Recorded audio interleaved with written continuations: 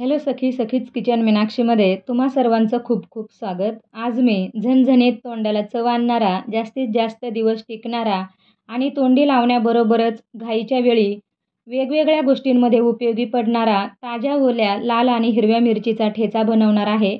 Video skip न करता शेवटपर्यंत पूर्ण पहा.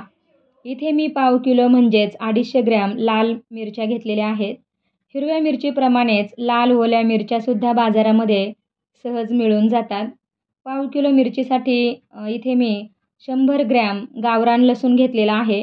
अशा चटण्यांमध्ये लसणाचा वापर थोडा जास्त केला जातो, तरच त्याची चव छान लागते. 200 ग्रॅम हिरव्या मिरच्या घेतलेल्या आहेत. 60 ते 70 ग्रॅम लसूण घेतलेला आहे. दोन्ही मिरच्या अगोदरच स्वच्छ धुवून पुसून घेतलेल्या आहेत. हिरव्या मिरच्या आणि लसूण मिक्सरच्या भांड्यात घालून मिक्सरचं बटन मागे पुढे करत जाडसर एकसारखं वाटून घ्यायचं आहे. एकदम बारीक पेस्ट नाही करायची. ठेचा म्हटलं की थोडा असा जाडसरच हवा असतो, म्हणजे खायलासुद्धा छान लागतो. आता लाल मिरच्या आणि लसूण 2 भागामध्ये बारीक करून घ्यायचा आहे. लाल मिरच्या मात्र थोड्याशा बारीक वाटून घ्यायच्या आहेत.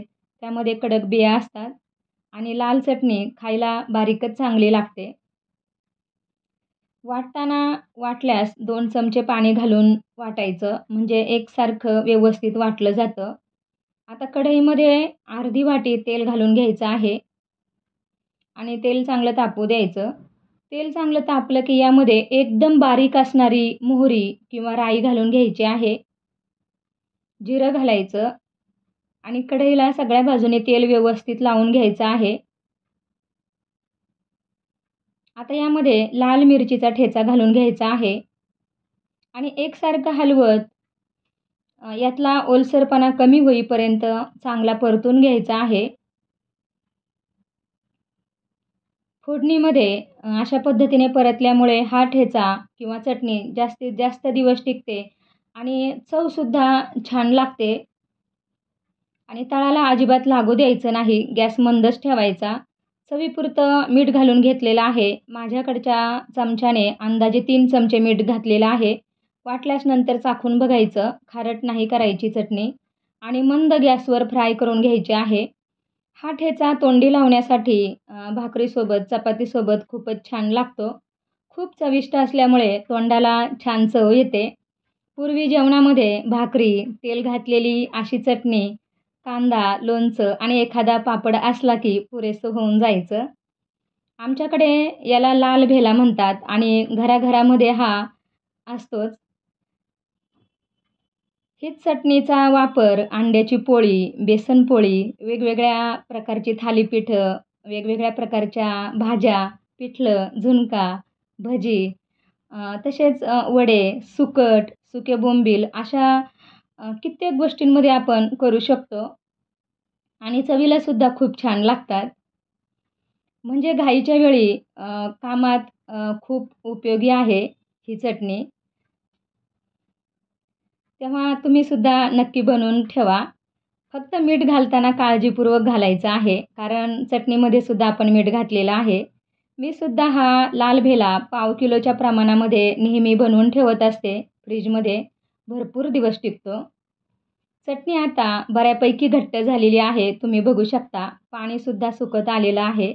तळाला अजिबात लागू द्यायची नाही आणि रंगसुद्धा बदलू द्यायचा नाही. म्हणून एकसारखं असं हलवत राहायचं आहे. बऱ्यापैकी घट्ट करून, पूर्ण थंड करून एका काचेच्या भरणीत भरून ठेवायची फ्रीजमध्ये. आणि सुरुवातीला तुम्हाला झणझणीत ठेचा लागेल. पण फ्रीजमध्ये हळूहळू कमी तिखट होत जातो. पण चव खूप छान लागते. लालबुंद झणझणीत ठेचा आपला तयार झालेला आहे. आता हिरवा ठेचा परतून घ्यायचा आहे.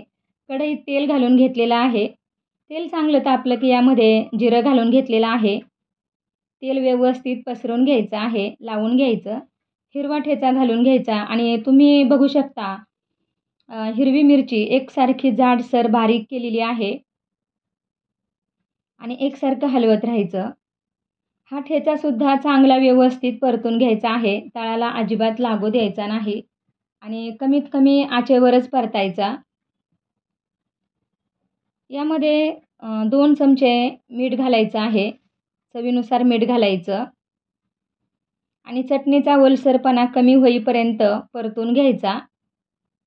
अशा पद्धतीने बनवलेली चटणी फ्रीजमध्ये जास्तीत जास्त दिवस टिकते आणि चटणीतलं पाणी बऱ्यापैकी सुकलेलं आहे. तुम्ही बघू शकता. हिरव्या मिरचीचा ठेचासुद्धा भाकरी चपातीसोबत खाल्ला जातो, छान लागतो.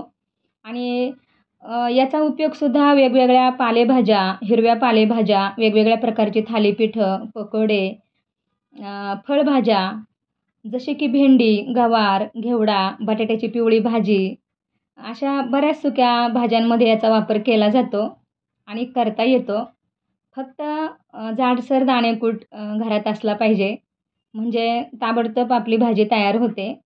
घाईच्या कामात खूपच उपयोगी आहे. हिरवी चटणी अगदी व्यवस्थित झालेली आहे. रंगसुद्धा त्याचा छान आलेला आहे. थोडक्यात दोन्ही प्रकारचा ठेचा तोंडी लावण्याबरोबरच रोजच्या स्वयंपाकात सुद्धा खूप उपयोगी आहे. हिरवा ठेचा आणि लाल ठेचा तयार झालेला आहे. तुम्हाला दोन्ही रेसिपी कशा वाटल्या कमेंटमध्ये नक्की सांगा. तुम्हीसुद्धा बनवून बघा आणि आपल्या सखीच किचन मीनाक्षी या चॅनलला अजूनही सबस्क्राईब केलं नसेल तर आणि तर लाईक, शेअर आणि सबस्क्राईब नक्की करा. Thank you. बाय.